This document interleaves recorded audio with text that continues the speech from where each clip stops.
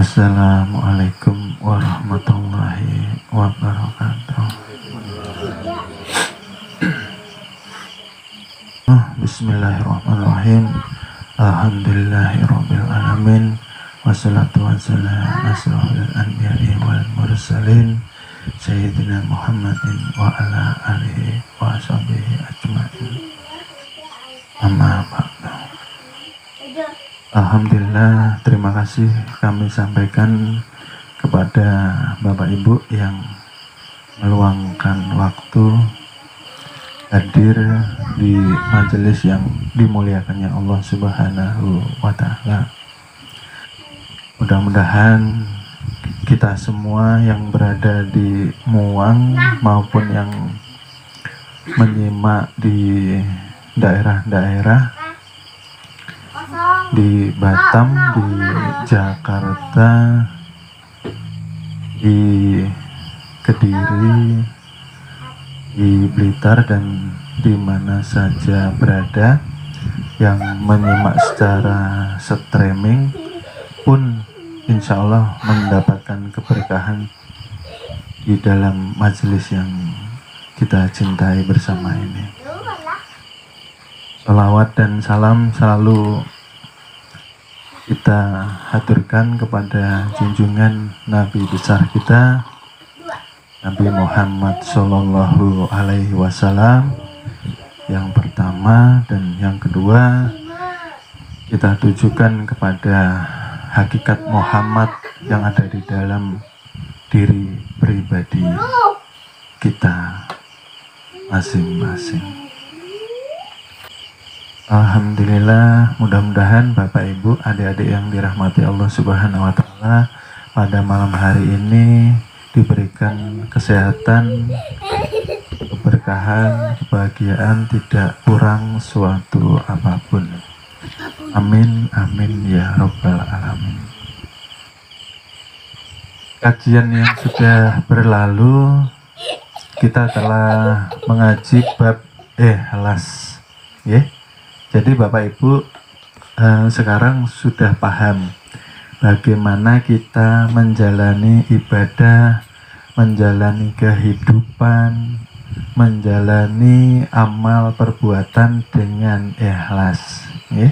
Sedikit ringkasan supaya mengingatkan kajian minggu yang lalu bahwa dikatakan ikhlas ialah kita mengembalikan semua amal perbuatan ibadah hanya dengan izin Allah Ta'ala. Ternyata kita tidak bisa melakukan apapun ibadah itu tanpa pertolongan dari Allah Subhanahu wa Ta'ala. Ya Bapak Ibu, harapan kami kita sudah mampu menjalankan segala hal sesuatu dengan keikhlasan hati. Malam ini keikhlasan akan kita sambung dengan bab kajian yang dikatakan syirik atau najis batin, yang merupakan dosa besar yang terkadang lalai, lupa, kita tidak sengaja menjalaninya, karena yang dikhawatirkan ketika kita tidak mampu mengawal, menjaga, mengkoreksi segala amal ibadah perbuatan kita, karena kita dikatakan sebagai seorang mukmin yang sudah mempunyai pandangan ainul basiroh, yang sudah mengenal diri melalui ma'rifatullah. Nah, itu nanti yang dikhawatirkan seluruh amal ibadah kita 30 tahun, 40 tahun, 50 tahun atau 60 tahun akhirnya menjadi sia-sia, akhirnya menjadi hampa dan dikatakan tertolak di hadapan Allah Subhanahu wa Ta'ala. Jadi ini sangat disayangkan sekali. Oleh sebab itu,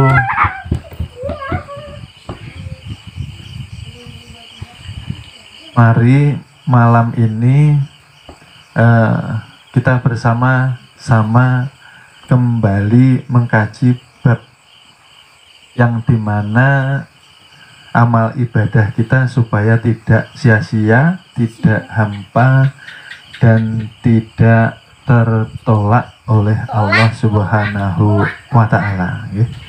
Karena barang siapa yang tidak mengenal diri, belum mampu ma'rifatullah, maka yang dikhawatirkan dia merasa hidup, dia yang merasa mempunyai kemampuan ibadah, dan akhirnya dikatakan dia mengambil hak-hak Tuhan. Ya, ini yang dikhawatirkan, ya. Maka orang yang seperti ini akan dilemparkan ke dalam api neraka dan menjadi bahan bakarnya. Ini sangat membahayakan Bapak Ibu, ya. Karena syirik ini malam ini kita jelaskan secara jelas, secara detail. Jangan sampai kita melakukan kesyirikan itu lagi selama kita hidup. Ya. Kelihatan ya Bapak Ibu. Jadi kenapa di sini seperti biasa ada tulisan penerangan untuk murid ini kita pagari, karena yang bukan murid tidak akan mendapatkan penerangan, tidak akan mendapatkan pemahaman, tidak akan mendapatkan keberkahan dari ilmu itu sendiri. Karena kita belajar ya seperti orang sekolah, harus mendaftar, harus diakui. Setelah diakui pasti dibimbing, pasti dilakukan evaluasi, pasti secara teratur, secara berkelanjutan akan terus diawasi bagaimana murid-murid ini nanti mampu menghadapi kehidupannya dengan keberhasilan, kebahagiaan, kejayaan, berpulang dengan husnul khotimah, berpulang dengan mengenal Tuhannya, berpulang dengan mampu mempanakan diri, bakok dan likok kepada Allah Subhanahu wa Ta'ala. Jadi artinya siapa yang belum menjadi murid maka belum mendapatkan penerangan. Bukan dilarang ya Bapak Ibu, karena kita belajar itu harus ada yang membimbing dan mengawasi. Tidak boleh belajar sendiri, apalagi belajar dengan benda yang mati. Contoh benda mati itu belajar melalui kitab tanpa bimbingan seorang guru yang mampu menjelaskan dan mengarahkan kitab itu sendiri, ya. Jadi malam ini kajian bab najis batin dikatakan syirik merupakan dosa yang besar. Ini dosa yang besar terkadang kita tidak terpikirkan karena belum dijelaskan, ya.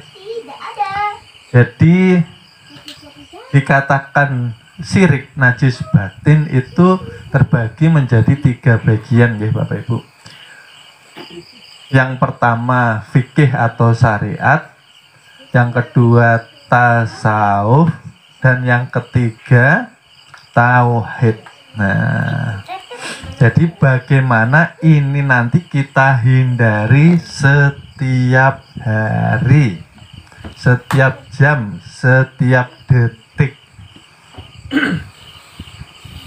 Jadi di fikih atau syariat dikatakan syirik itu ialah perbuatan yang berhubungan dengan tubuh, dikatakan syirik jali.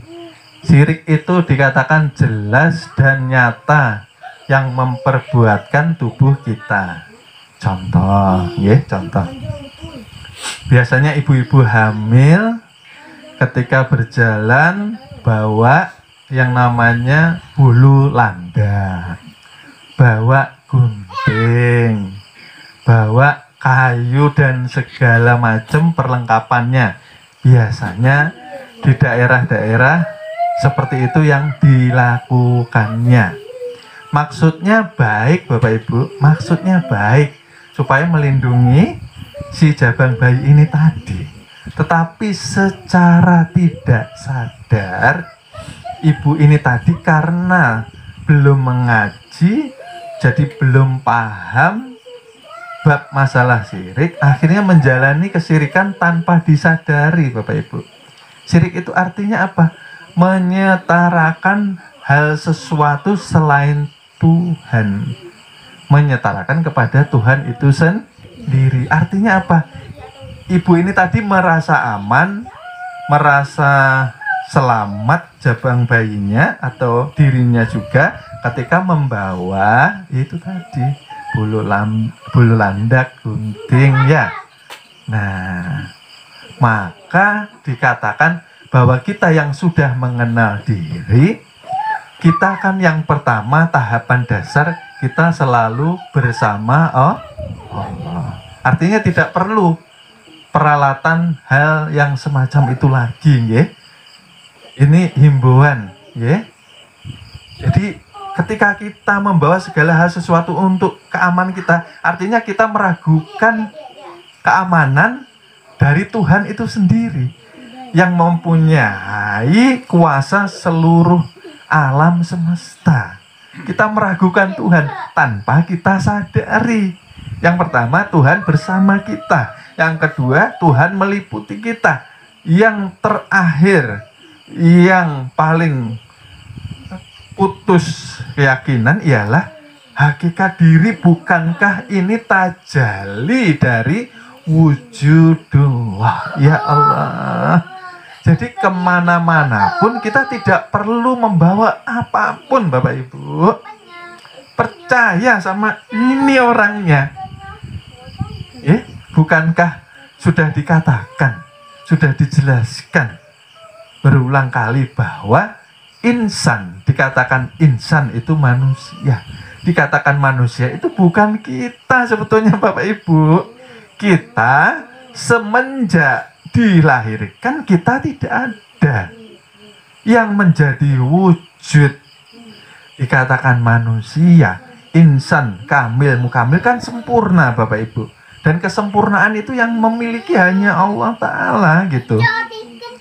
Bahwa dikatakan mari kita kembali ke dalam diri untuk menilik siapa sebenar diri. Nah, seperti kajian yang sudah lalu, manusia lupa melihat jati dirinya sendiri, bahwa adanya tubuh karena adanya ruh, adanya ruh karena ada sir yang dikatakan 7 sifat. Artinya jasad merupakan af'al, perbuatan. Kalau ingin melihat perbuatan Allah, lihatlah perbuatan insan dan seluruh alam semesta. Karena mustahil kita bisa bergerak tanpa seizin Allah. Karena yang menggerakkan tubuh melalui kolbu, menggerakkan kolbu melalui ruh. Nah, kita runtut ini Bapak Ibu, supaya kita betul-betul ainul yakin, tidak meraba-raba, tidak mengira-ngira. Ini ilmu pasti, bahwa hakikatnya kita ini dari awal sudah dikatakan Adam. Adam itu kan tiada. Tiada itu kebalikannya sifat wujud, sifat wajib bagi sifat wajib bagi Allah. Berarti yang ada ini dikatakanlah wujudullah. Nah, ketika pelajaran ilmu mengenal diri ini sudah menyatu, mesra ke batang tubuh, maka yang dikatakan ketakutan, dikatakan kecemasan, dikatakan kekhawatiran itu sudah sirna dengan sendirinya. Karena ketika kita mesra, kita dikatakan sebagai walinya Allah yang ada di dunia. Walinya Allah dikatakanlah hakikatnya Habibullah ini. Nah, Habibullah itu secara ilmu makrifat, bukan secara nasab. Jika nasab melalui darah, ya. Dan itu pun tidak menjamin. Yang nasab ini tidak menjamin. Yang menjamin ialah yang dikatakan Habibullah secara ilmu. Karena yang pertama kali bertemu Tuhan, yang pertama kali melihat Tuhan, yang pertama kali berhubungan dengan Tuhan ialah si Nur itu tadi. Nah, ya.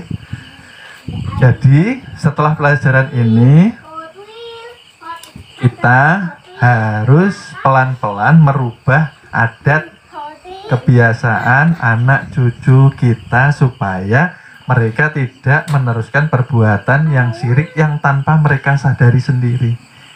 Ya, akhirnya mereka akan mengandalkan kalau bawa bulu landak aman, kalau bawa gunting aman. Lola ini siapa? Lah kita kan beserta Allah, kita kan diliputi Allah. Diliputi itu tidak di kanan, tidak di kiri, tidak di atas, tidak di bawah. Artinya Tuhan tidak bertempat tapi meliputi. Itu artinya kita tidak perlu takut dengan apapun. Ya, sedang jin syaitan itu pun masih makhluk. Nah, kita ini dekat kepada Allah, lebih dekat kepada Allah apa lebih dekat dengan jin syaitan, Bapak Ibu? Pada Allah ya Bapak Ibu ya. Nah, tapi kenyataannya yang sering terjadi di masyarakat, ya, ketika melihat hantu kabur, ketika melihat hantu lari tunggang langgang, berarti ilmu ini tadi belum mesra, belum merasuk, belum mampu menghilangkan rasa khawatir, was-was, ketakutan yang di dalam kolbu kita.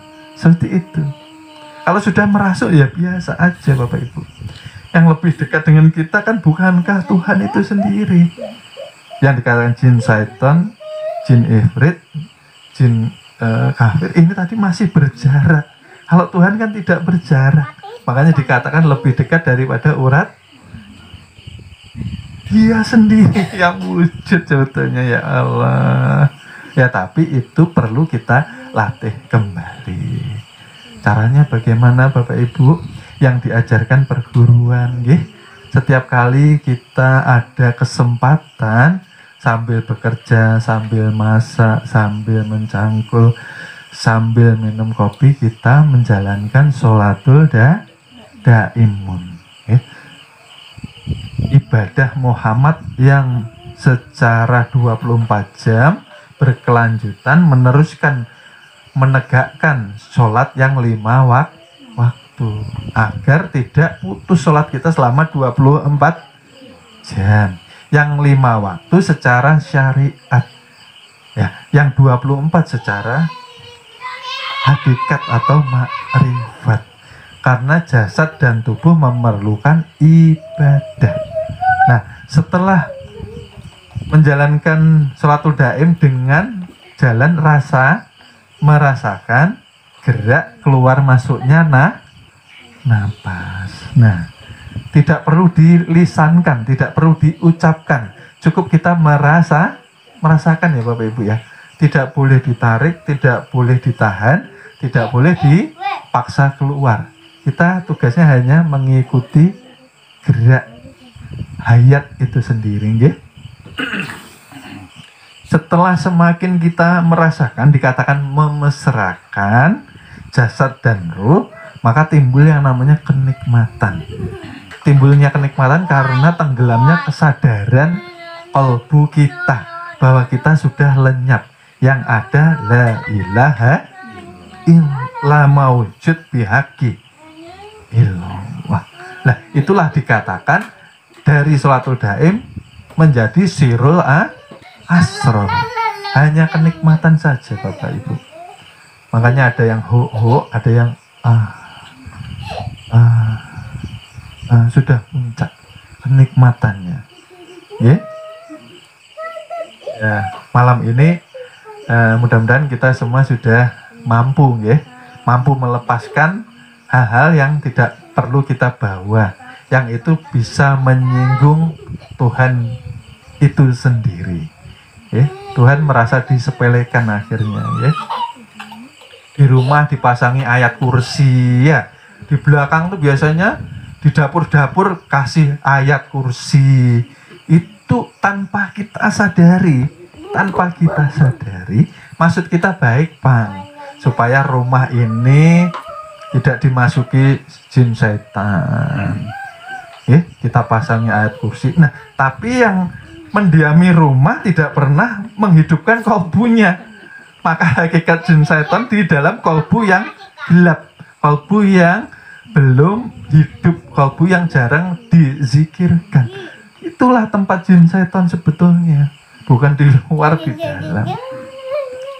Maka ini himbauan juga supaya kita tidak sia-sia Bapak Ibu ibadah itu. Sayang 30 tahun, 40 tahun, 50 tahun kalau kita melakukan syirik tanpa kita sadari, maka gugur semua ibadah kita. Ya kan, kasihan Bapak Ibu. Nanti di akhirat kita seakan-akan membawa peti yang sangat besar sekali. Kita kira itu penuh dengan kotaknya amal ibadah kebaikan kita. Kita kira penuh, tapi ketika dibuka ternyata menjadi abu semua. Nah, ini kan sayang. Yang didapatkan hanya lelah, capek saja. Oleh sebab itu kita sekarang mulai mengawal diri, mengoreksi diri, berhati-hati di dalam ibadah, melakukan kebaikan, supaya kita mampu mengesahkan seluruhnya kepada Allah Subhanahu wa Ta'ala. Ini dikatakan jelas dan nyata karena di dalam tubuh. Belum lagi nanti yang pengen terlihat cantik, pengen terlihat tampan, lalu mengubah kodrat Tuhan, memakai bantuan susuk, memakai bantuan jin syaiton. Belum lagi nanti yang dagang cari pengelarisan. Masya Allah. Bukankah rezeki sudah diatur? Rezeki tidak tertukar karena sudah tertakar, Bapak Ibu. Ya Allah, seperti itu. Harus kita kembali belajar tawakal, berserah diri sepenuhnya kepada Allah Subhanahu wa Ta'ala. Bapak Ibu, ya seperti itu. Lalu ada lagi cerita seperti ini. Ada di suatu tempat itu mereka mau bisnis, membuka toko itu lumayan besar. Lalu toko ini dulunya dipercaya sebelum dibangun itu berhantu tanahnya. Nah, untuk menghilangkan hantu ini tadi mereka meminta bantuan orang yang dikatakan pintar. Lalu orang pintar itu menyembelih ayam untuk selamatan supaya kada berhantu lagi. Nah, ceritanya nang kayak itu. Nah, perbuatan ini pun sudah termasuk ke dalam syirik. Kenapa? Karena orang yang dikatakan pintar ini tadi menyembelih ayam bukan karena Allah Ta'ala, karena tokonya supaya aman. Nah, yang punya toko kena, yang nyembelih juga kan tanpa mereka sadari. Ini yang kecil-kecil ternyata sangat penting kita perhatikan Bapak Ibu. Sangat penting kita perhatikan. Hati-hati, punya rumah pun ketika ditawari orang untuk kita bisa memagari, ditanam-tanam, kalau bisa jangan. Itu juga termasuk bagian daripada syirik Bapak Ibu. Memasukkan macam-macam ya, ada paku, ada yang namanya kain kafan ditanam di depan rumah 4 penjuru umpamanya seperti itu. Akhirnya rumah tidak berkah, malah menimbulkan masalah, banyak mudaratnya daripada manfaatnya. Seperti itu Bapak Ibu ya. Ini yang kecil-kecil kelihatannya sepele tapi sangat membahayakan. Sayang ibadah kita loh Bapak Ibu. Dikatakan syirik itu langsung digugurkan sama Allah Ta'ala loh ya, itu maksudnya kita harus mengawal diri kita. Karena kan kita dikatakan bukan muslim ya. Kalau muslim masih belajar syari, kalau mukmin sudah belajar makri, berarti mempunyai, dikatakan pandangan kolbu ini ainul basiroh, sudah tembus. Itu kita harus menjaganya.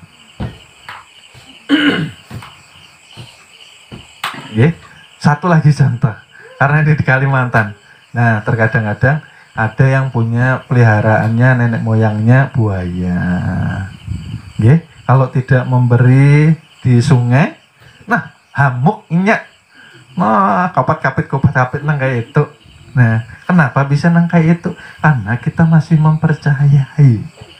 Ketika kita percaya, kita memberi kekuatan. Bukannya kada boleh, Bang. Tapi ini syirik, merugikan diri kita dan keluarga kita. Itu ilmu zaman penjajahan Belanda untuk melawan Belanda dahulunya. Belanda sudah selesai, berarti kada dipakai lagi ya. Ini murid-murid ada yang sebagian masih seperti ini. Saya himbau, tidak perlu takut ya. Kalau kita takut dengan makhluk, artinya kita mencederai Tuhan. Artinya mencederai perasaan Tuhan. Itu bukankah pencemburu Bapak Ibu ya? Makanya kita diciptakan, diberi kolbu, jantung, hati cuma satu saja, tidak boleh dibagi. Kalau ada dunia berarti Tuhannya tidak mau. Makanya dikatakan kolbun mukmin baik, nah itulah yang dilihat ya, yang diperhatikan kebersihannya ya. Seperti itu dikatakan syirik jali, yang jelas dan nyata ya. Ini dikatakan secara zohir. Nah, syirik di syariat secara batin seperti apa? Ketika kita mempunyai rasa, lalu merasa mempunyai wujud, lalu merasa kita punya kuasa, lalu kita merasa mampu beramal ibadah, kita mampu sholat, kita mampu puasa, kita mampu zakat, kita mampu bertolak ke tanah suci Mekah. Kita merasa itu loh Bapak Ibu, itu sudah syirik. Bukankah tadi kita dikatakan tidak mempunyai wujud? Artinya setelah tidak mempunyai wujud berarti nanti turun 7 sifat itu komplit tidak kita miliki. Kalau tidak mempunyai wujud berarti kita ini dikatakan bungul. Nah, bungul ya termasuk saya ini ya bungul ya, artinya bodoh. Karena ya dikatakan kita ini kan pencerminan sifat mayat. Kita tidak mempunyai apapun yang dikatakan ilmu itu. Oleh sebab itu kita tidak boleh merasa alim ya, merasa kita paling pintar lalu memandang rendah orang. Itu bahaya sekali Bapak, bahaya sekali ya. Orang tuh kalau sudah belajar makrifat sebaiknya diam, banyakin diam. Jangan menilai orang, jangan menghakimi orang, jangan ngejudge orang. Diam, nikmati, rasakan mesra dengan Tuhan. Karena waktu kita terbatas. Bukankah limit atau batas umur Tuhan rahasiakan? Untuk apa? Untuk kita selalu waspada maksudnya.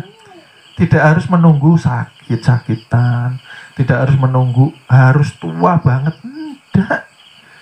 Baru lahir seminggu pulang banyak. Masih muda mau nikah pulang banyak. Lah apalagi kita yang sudah umur 30 ini membahayakan. Ibaratnya kita ini berjalan di batu yang sangat licin, Bapak Ibu. Kalau tidak hati-hati mudah tergelincir. Lah tergelincirnya itu karena apa? Kita tidak waspada. Itu loh maksudnya. Oleh sebab itu dirahasiakan Tuhan umur kita supaya kita selalu waspada. Ya. Kalau kita merasa itu dikatakan inilah Bapak Ibu sudah dosa. Kalau kita merasa berarti kita merasa ada diri. Itu loh, makanya tadi saya katakan kalau kita dikatakan Adam tiada, yang pertama jelas kita tidak mempunyai wujud. Setelah itu kita tidak mempunyai ilmu atau tidak mempunyai daya kehidupan, hayat. Kita tidak mampu melihat, dikatakan buta mata kita. Tidak mampu mendengar berarti tuli sebenarnya sifat kita. Berarti bisu sebenarnya sifat mulut kita. Kenapa mampu berbicara? Karena dititipi yang namanya kalamu. Nah, artinya kalau ini titipan, sebisa mungkin, sekuat tenaga, jaga ucapan, jangan sampai ucapan ini mampu menyakiti orang. Makanya kalau marah, pernah saya memberi solusi. Kalau lagi marah, jalan dulu keluar rumah. Kemana? Ke warung. Ngapain? Makan yang kenyang. Anak orang marah itu biasanya nggak mau makan, tapi kalau kena makanan nggak lama hilang marahnya. Nah, harus keluar rumah, menghindar supaya dingin. Marah ini tidak perlu dibenturkan dengan sama-sama marah. Nanti kenapa? Bahayanya karena kalam titipan kita lupa kalau sudah panas dikatakan keseta. Nah, berarti bukan manusia lagi. Kalau kesetanan tidak terkontrol kata-katanya, nah biasanya kebun binatang keluar semua. Ada jerapah, ada kingkong. Itu tidak, Bu. Karena nanti ada pertanggungjawaban. Itu loh Bu yang kita pikirkan. Itu loh Bapak dan adik-adik yang dirahmati Allah Subhanahu wa Ta'ala. Jangan dikira setiap ucapan kita yang buruk tidak dicatat Tuhan. Tuhan ini maha mengawasi, maha teliti. Oleh sebab itu ketika sekarang kita belajar ilmu ketuhanan, artinya kita belajar. Mari sama-sama belajar membersihkan hati dan kolbu kita. Tanggal sekian, bulan sekian, jam sekian, detik sekian. Nah, kata-kata kita terekam semua. Yang sudah kita minta ampun sama Allah Subhanahu. Yang sudah. Kita taubatan nasuha. Taubatan nasuha syaratnya tidak boleh mengulangi kembali. Kalau kita mengulangi kembali artinya kita tidak takut dengan azabnya Allah Subhanahu. Tobat, maksiat. Tobat lagi, maksiat lagi. Artinya sudah siap menerima apa yang dikatakan azab dari Allah Subhanahu wa Ta'ala. Ini bukan menakut-nakuti, pengingat diri sendiri. Ya, kalau bisa kita ini lebih baik dari hari kemarin, itu dikatakan beruntung. Kalau tidak ada perubahannya, kita merugi, Bapak Ibu. Rugi. Ya, umur semakin berkurang tapi kita tidak ada perbaikan diri. Ya, seperti itu. Oleh sebab itu, setiap kita menjalankan amal, ibadah, kebaikan, kembalikan semuanya ini merupakan kehendak Allah. Jangan merasa bisa sholat. Makanya tadi saya katakan itu tadi, kenapa kita merasa bisa sholat sudah dosa. Sudah dosa. Merasa saja bisa sholat loh. Loh, kan saya yang mau sholat. Iya, zahirnya. Tapi pada kenyataannya, yang berdiri tegak, yang dikatakan Allah Maha Besar, yang besar Allah tunjukkan kepada kita melalui zat dan sifat yang nyata kepada asma dan perbuatan tubuh. Maka dia berdiri. Berdiri ini kan ruh yang berkuasa.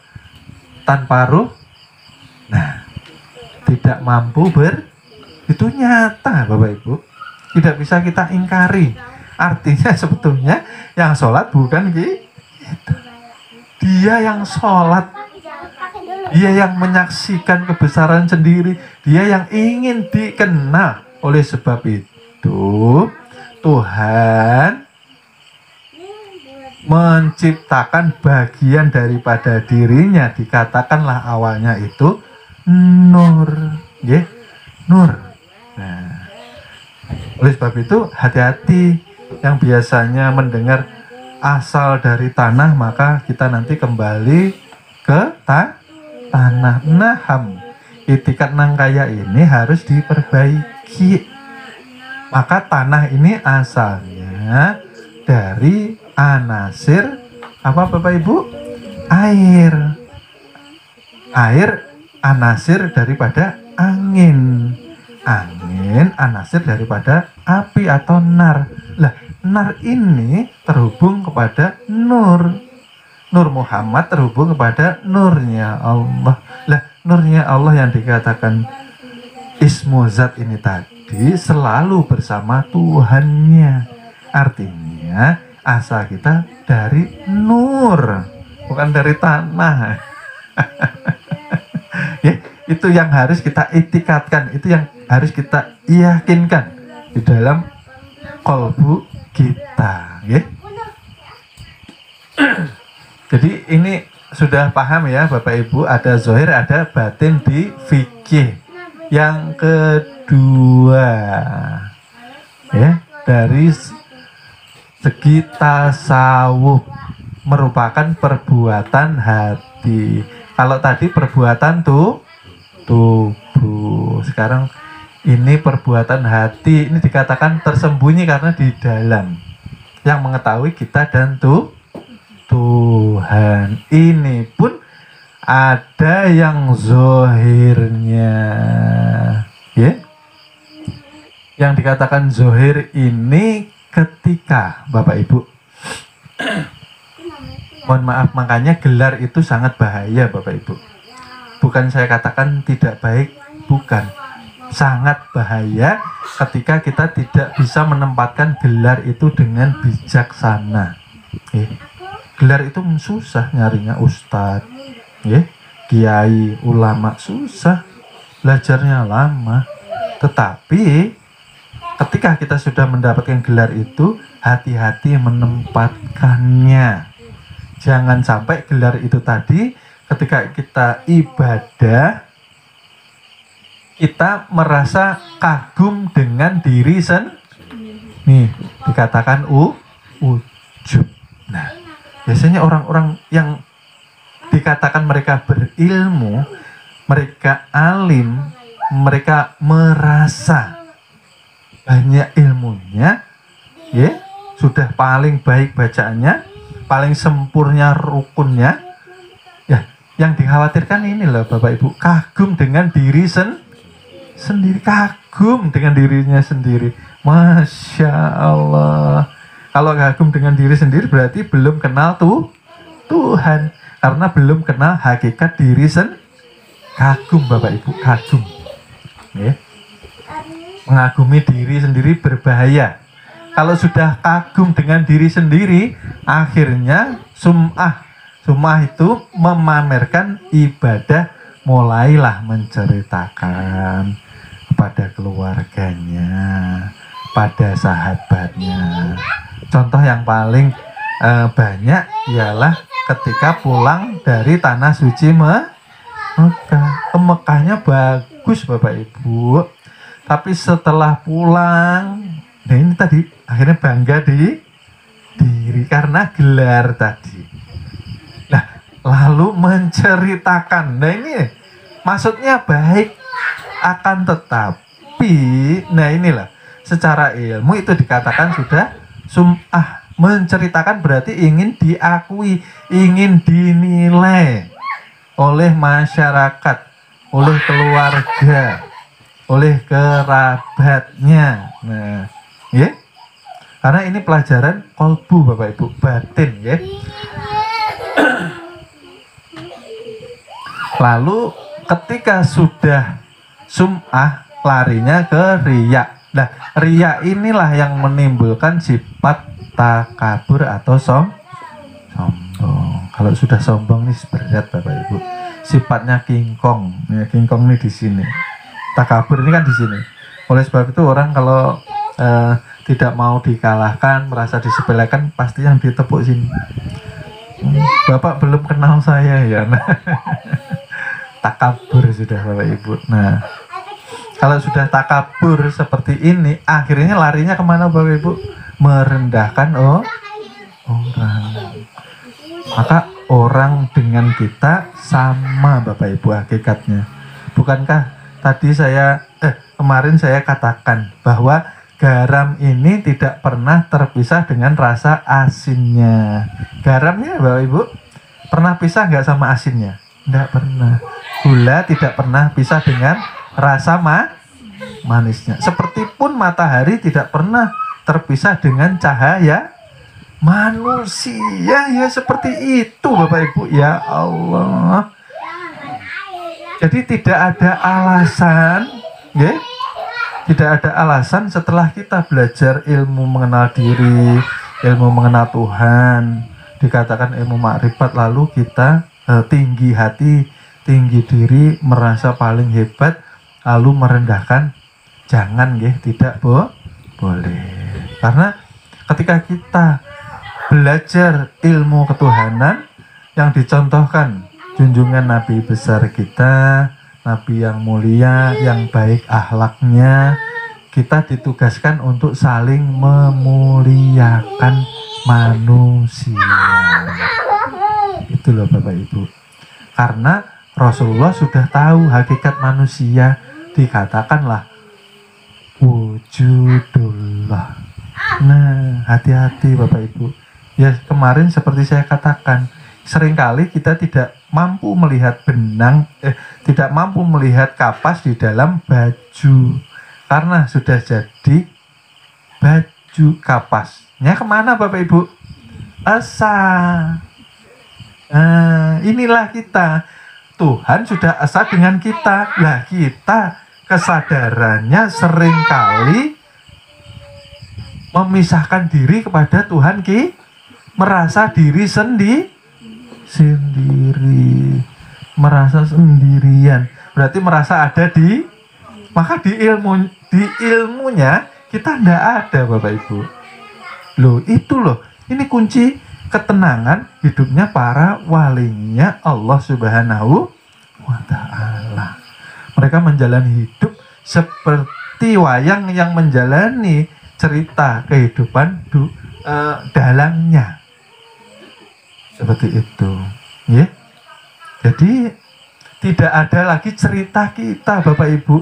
Hebatnya kita bisa dihormati. Oh, itu karena Tuhan. Kenapa saya katakan karena Tuhan?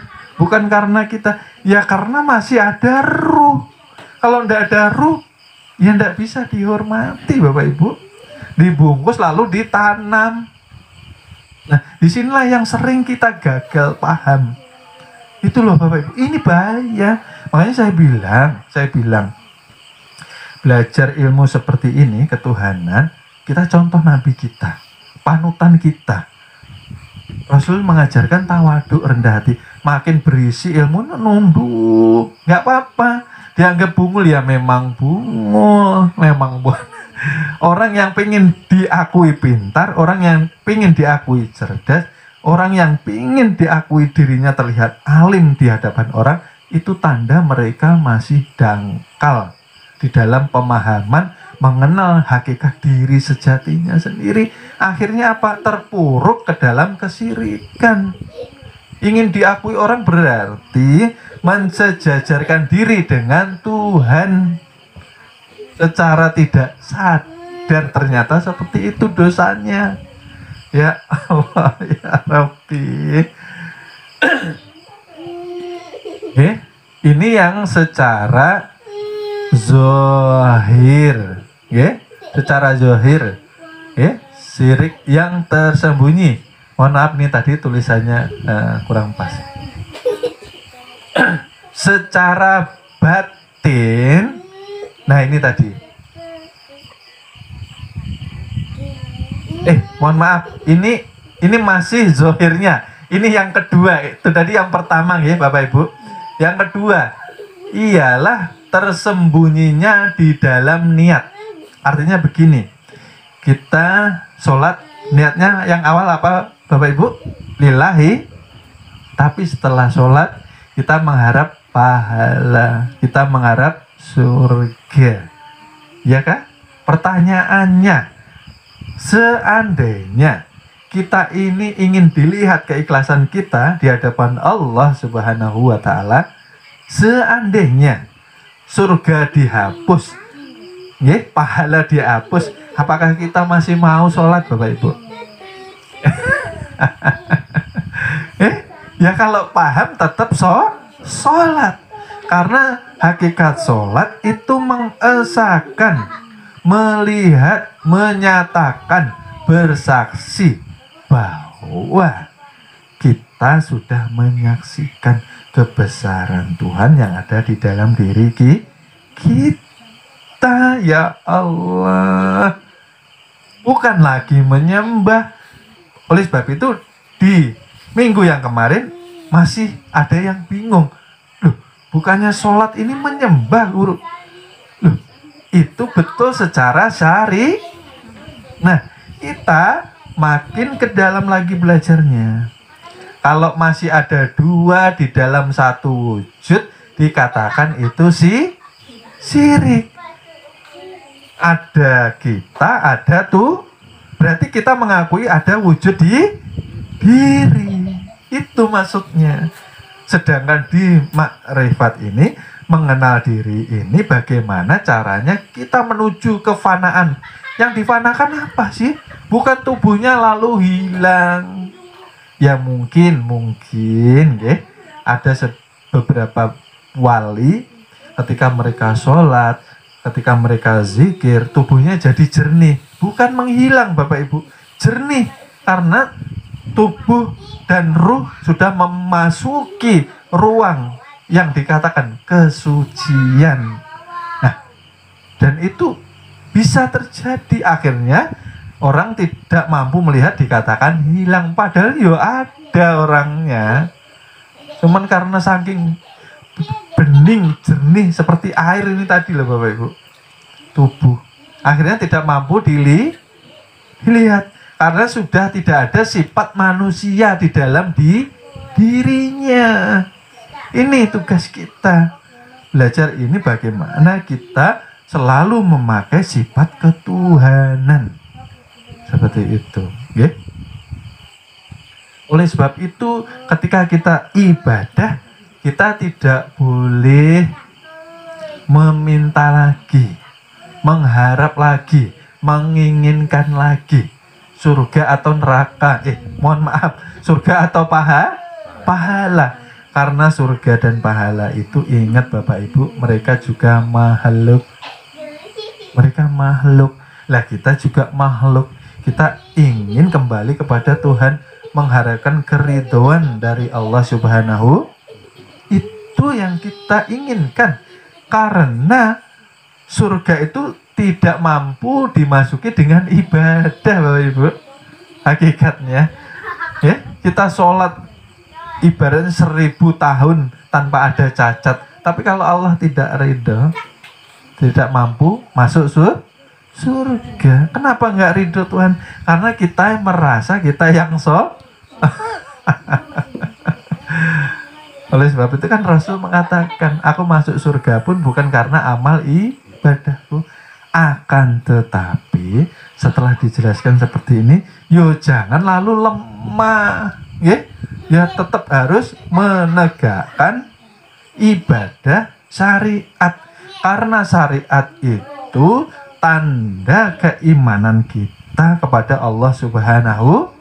Puncak tanda keimanan seseorang ialah mereka mampu menjalankan syariat dengan benar. Belajar ilmu makrifat, sholatnya yang tekun, makin rajin, sholawat juga makin rajin. Tapi paham, kalau dulu sholawatnya ditujukan ke Kanjeng Nabi umpamanya dulu, sallallahu ala Muhammad, sallallahu ala Muhammad, kita tujukan ke Kanjeng Nabi kita dulu.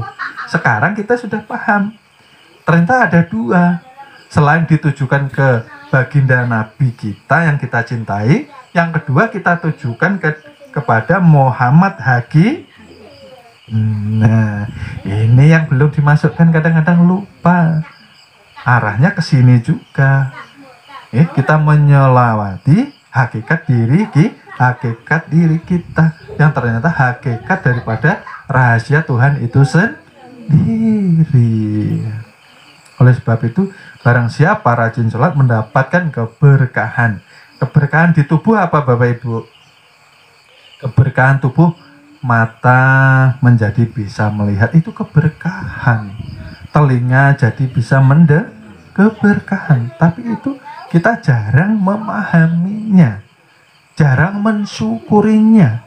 Tanda bersyukur kepada Allah dikatakan engkau bersolawatlah.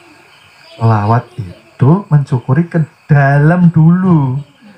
Nah, kalau yang keluar syariat tadi artinya kita menitipkan ke Kanjeng Nabi, secara langsung ke dalam hakikat diri Muhammad yang hakiki, ya diri rahasia Tuhan. Itu loh Bapak Ibu. Jadi setelah belajar ilmu ketuhanan, kita yang ikhlas. Sholat kah? Ikhlas. Puasa juga ikhlas. Jangan mengharap. Begitu pula ketika kita melakukan kebaikan kepada manusia, yang ikhlas juga ya Bapak Ibu. Lah, kembali lagi, syirik yang memasuki ranah tasawuf yang dikerjakan melalui hati dikatakan tersembunyi. Ketika di batin kita sholat, hati kita waktu sholat ya Bapak, Allah Akbar, ini Allah melihat di kalbu kita. Yang hadir pada waktu itu apa? Nah, kalau yang hadir kepada kalbunya ini betul-betul kebersihan, kejernihan, maka di situ Allah yang mengisi. Tetapi kalau yang mengisi ini umpama harta benda, anak-anak kita, suami kita, jabatan kita, kesenangan-kesenangan kita. Biasanya kalau sholat pikiran lalu keliling. Keliling, kadang ke pasar, kadang ke tetangga, kadang ke rumahnya sendiri nyari-nyari apakah itu. Karena pikiran ini tadi masih belum dilemahkan dengan zikir setiap hari. Oleh sebab itu di perguruan kan dibekali penempatan zikir yang benar supaya kita mampu melemahkan mampu melemahkan ajakan-ajakan nafsu yang tidak baik. Itu harus istiqomah.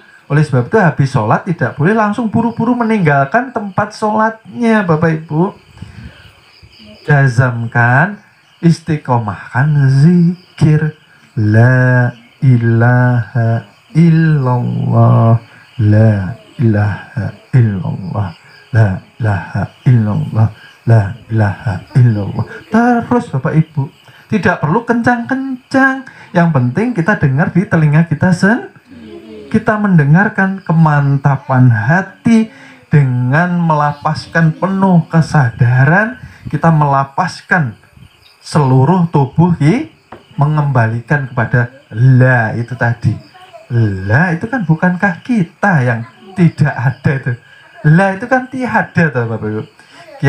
Kita tiada mempunyai 7 sifat. La ilaha, berarti sebujuran ini wujudnya Allah melalui zat sifat kepada asma dan geraknya.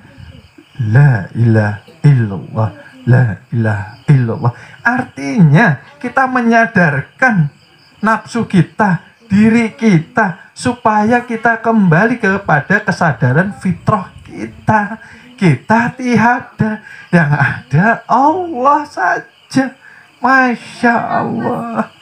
Itu yang dituju kepada kalimah la ilaha. Oleh sebab itu dikatakan kuncinya surga itu.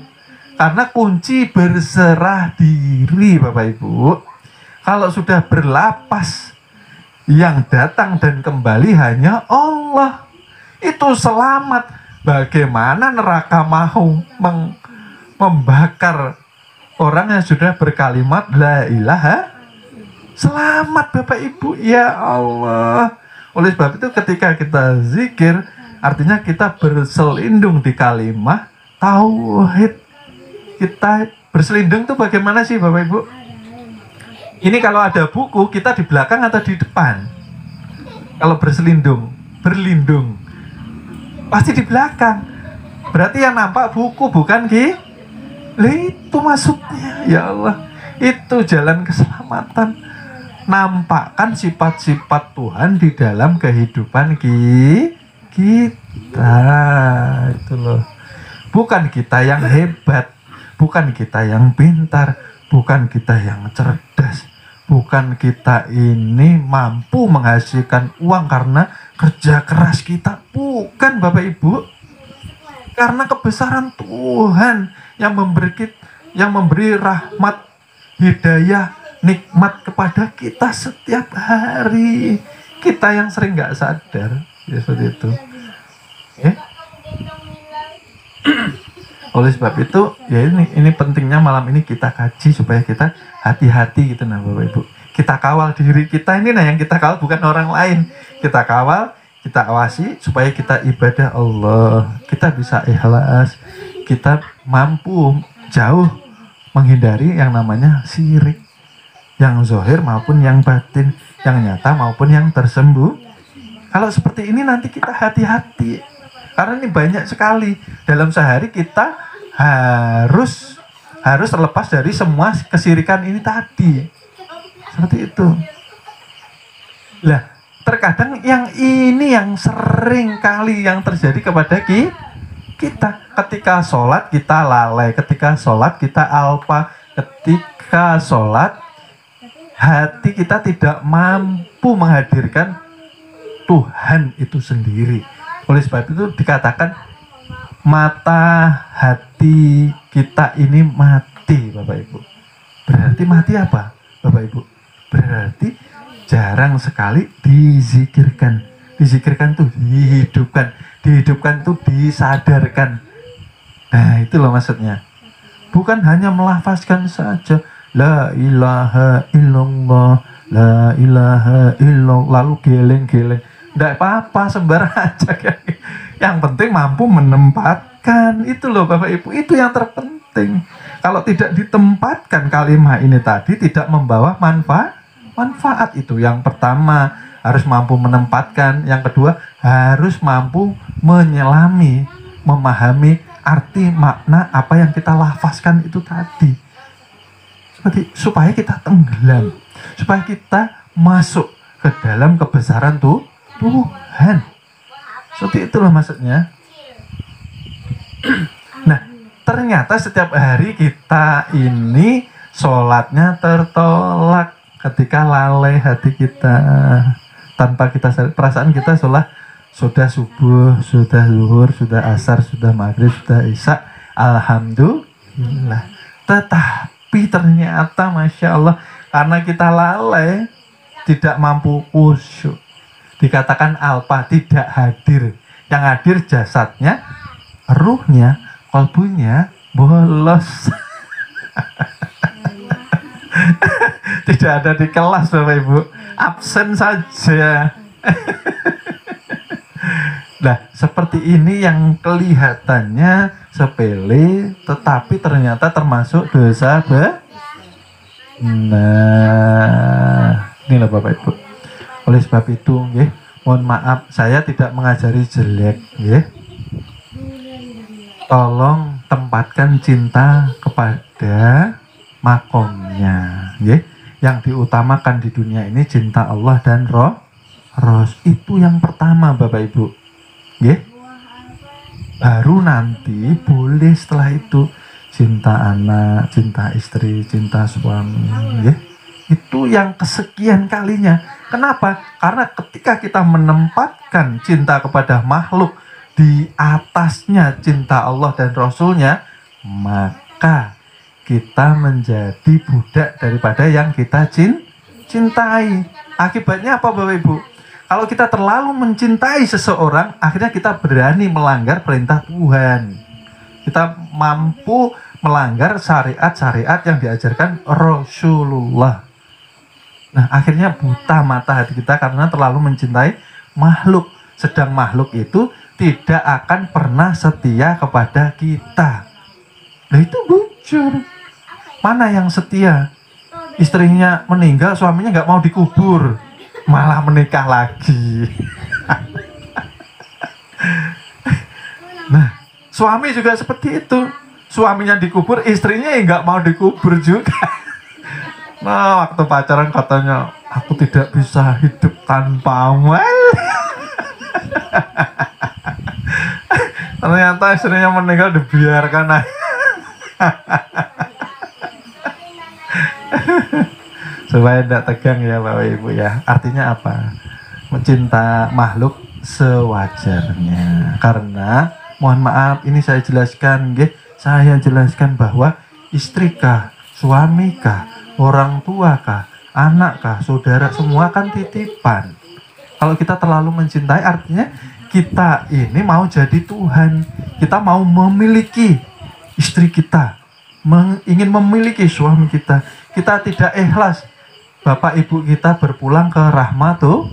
Nah, artinya kita ingin memiliki yang bukan hak milik. Bukankah semua ini titipan Bapak Ibu?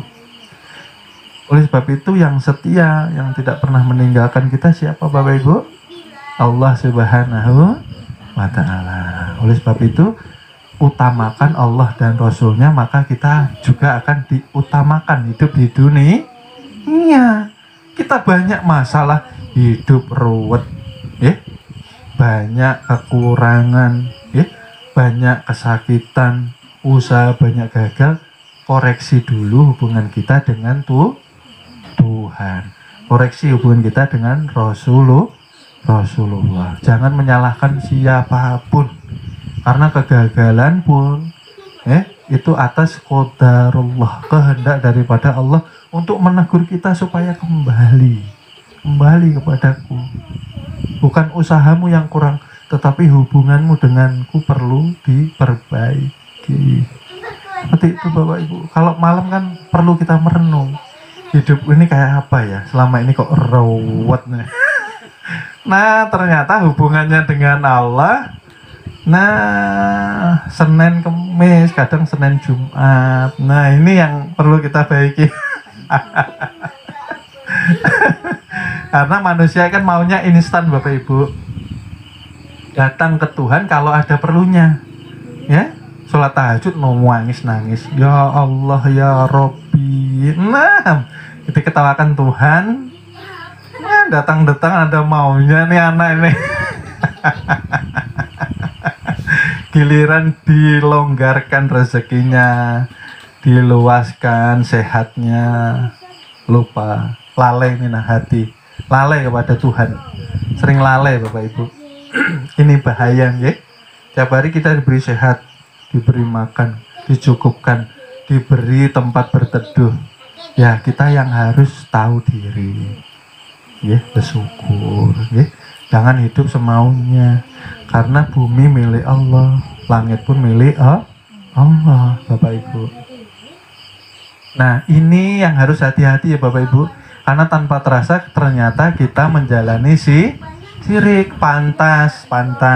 Dua-dua kita tidak pernah naik ke langit sab ketujuh ke sini ya Bapak Ibu. Terhijab, terdinding. Kenapa? Karena seluruh ibadah kita ternyata tanpa kita sadari tertolak, sia-sia karena tidak mampu hadir. Hati ketika sholat, ketika zikir, ketika bersolat tidak mampu hadir hati Bapak Ibu. Lalu yang ketiga ialah syirik di dalam tataran tauhid yang perbuatannya dijalankan di dalam ruh itu sendiri. Dikatakan syirik sangat amat tersembunyi. Nah, ini bahaya. Sudah tersembunyi, sangat tersembunyi. Ibarat kita ini melihat semut hitam berjalan di batu hitam di dalam kegelapan malam. Terlihat enggak Bapak Ibu? Enggak terlihat. Itu namanya syirik sudah sangat amat tersembunyi. Lah, contoh zahirnya seperti apa? Adanya pengakuan, adanya diri. Maka kita ini katanya la haula wala quwata illa billah. Ini bahaya loh Bapak Ibu, ya, hati-hati. Kalau kita merasa ada diri, artinya kita merasa kita yang mampu berbuat segala hal sesuatu di dalam hidup kita. Itu kita harus hati-hati sekali, ya.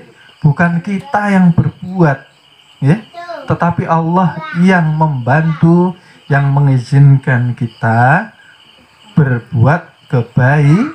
Artinya kita dikehendaki kebaikan oleh Allah Subhanahu wa ta'ala. Contoh.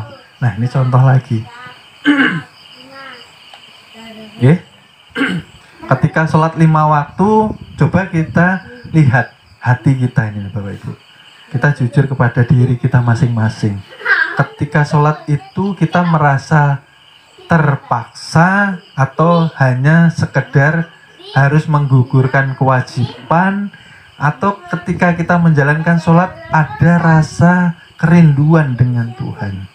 Nah, itu kita cek, kita jujur kepada diri kita masing-masing. Nah, kalau kita masih merasa terpaksa, nanti takut dosa, takut masuk neraka, ya, takut nanti dihukum Allah karena tidak menjalankan sholat 5 waktu. Artinya ini terpaksa. Okay. Tapi kalau di dalam diri kita ketika sholat kita jalani dengan rasa rinduan, okay, artinya mahabbah, cinta sudah masuk di dalam kolbu kita. Cinta, kalau sudah cinta, melakukan ibadah itu ringan Bapak Ibu, ringan. Caranya bagaimana supaya menimbulkan mahabbah atau cinta? Sebelum tidur tafakur. Yang ditafakuri apa Bapak Ibu? Seluruh kenikmatan yang Allah berikan mulai dari pagi hari kita bangun. Pertama, masih dibangunkan dalam keadaan sehat walafiat, alhamdulillah. yang pertama.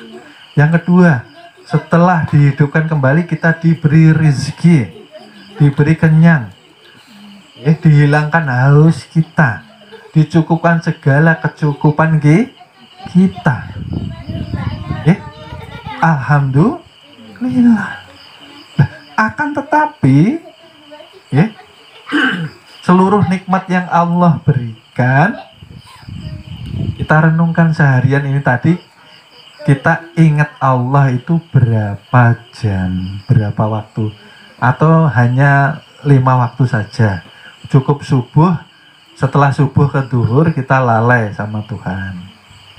Berarti panjang sekali kita lalai. Maka dikatakan sedetik pun lalai di tahapan, di tataran mempelajari ilmu ketuhanan, dikatakan hati kita mati, hati kita alpa, hati kita lalai, artinya kita sirik. Ini tataran ilmu para wali, Bapak Ibu. Bagaimana kita lupa, sedang napas tidak pernah melupakan kita. Masya Allah.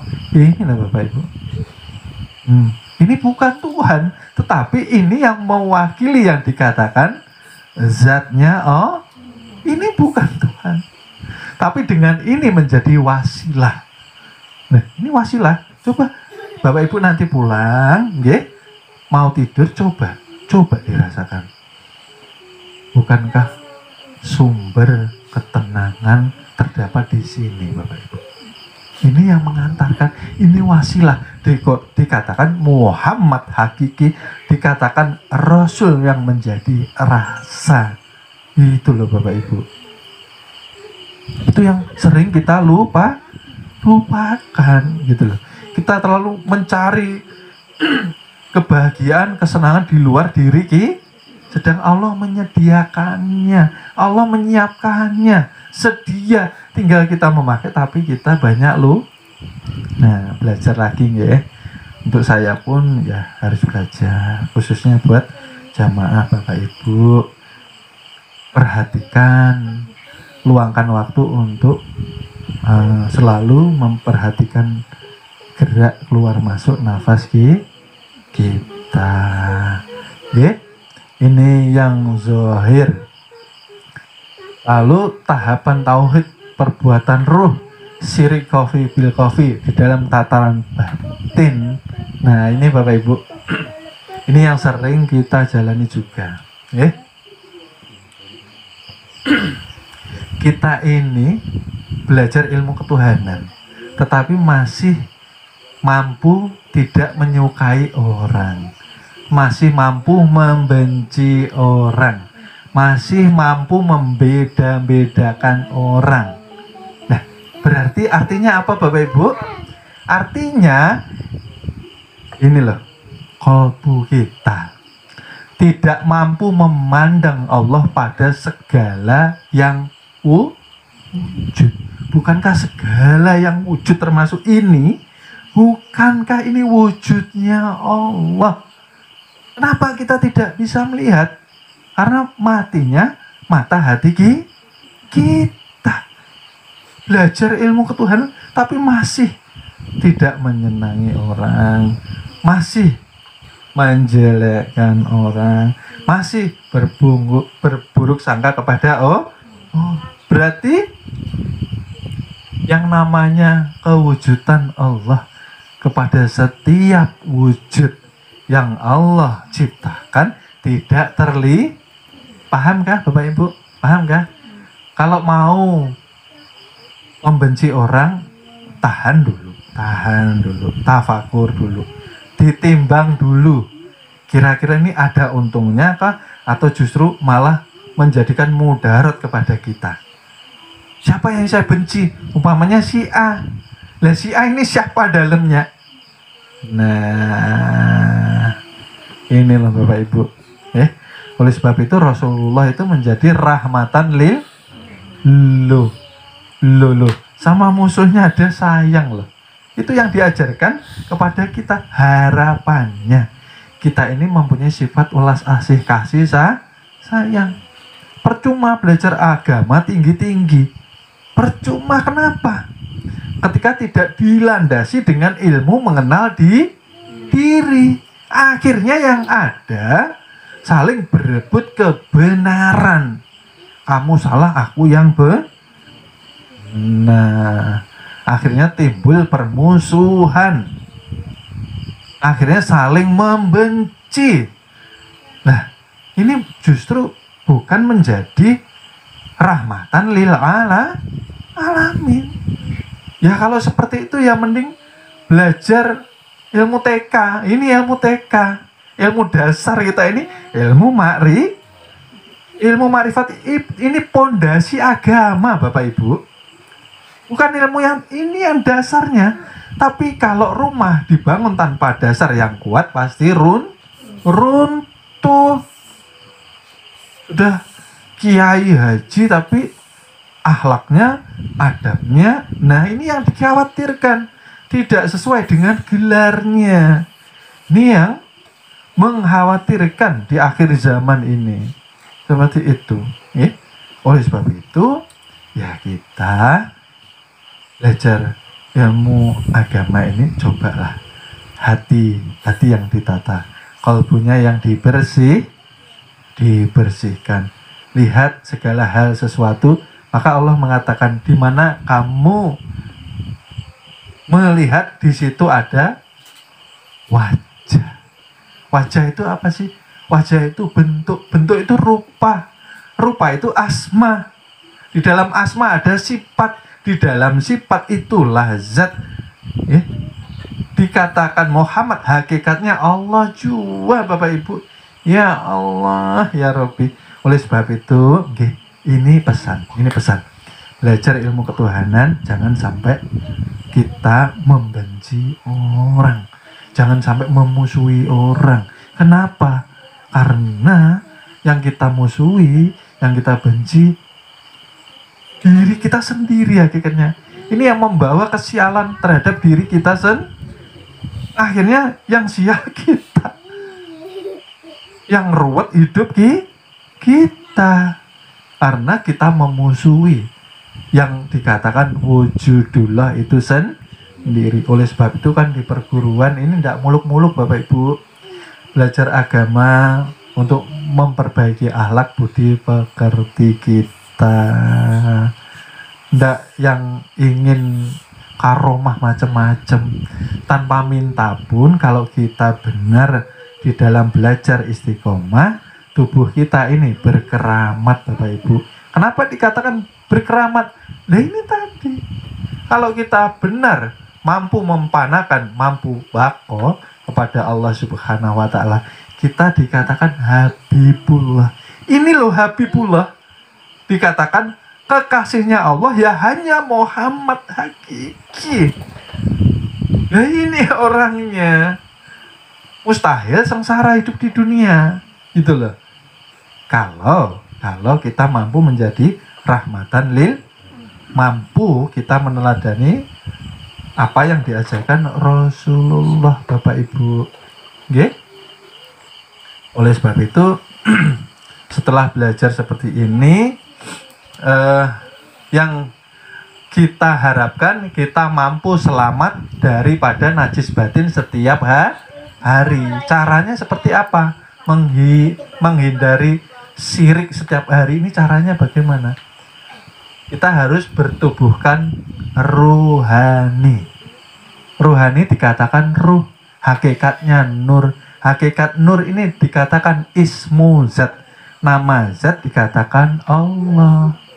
Nah, dikatakan Allah itu dia memuat zat dan sifat, asma dan af'al. Dikatakan wujudullah, nyatanya Allah pada manusia, tetapi manusia bukan kita. Kita di dalam ilmu tidak ada ya Bapak Ibu. Saya ulang-ulang kembali, kenapa? Supaya kita tidak mengaku menjadi Tuhan. Bagaimana mengaku sedang kita tidak mempunyai wujud? Yang wujud hanya Allah Subhanahu wa Ta'ala. Yang ditugaskan kepada kita menyatakan Kalau tidak berani menyatakan, berarti kita mengingkari. Kita menyatakan bahwa ini dari kepala sampai kaki, inilah la ilaha. Nah, selamat dah. Selamat sudah. Oke? Nah, dikatakanlah insan kamilmu, kesempurnaan hanya milik Allah. Lah, bagaimana menyatakannya bahwa ismu zat ini tajali kepada manusia atau insan kamil mukamil? Menyatakannya ialah zat dinyatakan kepada Muhammad, tubuh yang batin dikatakan Rabbani, di dalam manusia dikatakan sir atau rahasia. Menyatakan sifat kepada Muhammad dikatakan nurani, kepada manusia namanya ruh. Yang tadi Rabbani dikatakan sir, nurani sifat ini tadi menjadi ruh kepada kita. Asma nyatanya pada Muhammad dikatakan ruhani, kepada kita dikatakan hati atau kolbu. Ini menyatakan ya Bapak Ibu. Sedang asma menyatakan pada Muhammad hakiki dikatakan af'al nyatanya pada Muhammad hakiki dikatakan insani. Kepada kita dikatakan tubuh jasmani. Nah, kalau sudah kita bertubuhkan la ilaha illallah, selamat insya Allah setiap hari dari kesirikan. Alhamdulillah. Mudah-mudahan menjadi satu keberkahan, syafaat, keselamatan kita dunia wal akhirat. Semoga dengan mempelajari ini kita bisa mengawasi diri kita di dalam beramal ibadah dan berbuat kebaikan. Amin, amin ya rabbal alamin. Terima kasih. Mungkin sementara kami cukupkan sekian karena waktu sudah terbatas. Insya Allah kita lanjut minggu depan. Terima kasih. Mohon maaf, mohon ridhonya apabila masih banyak salah, banyak khilaf dalam menyampaikan kajian, karena kesempurnaan hanya milik Allah Subhanahu wa ta'ala. Terima kasih, kami cukupkan sekian. Wassalamualaikum warahmatullahi wabarakatuh.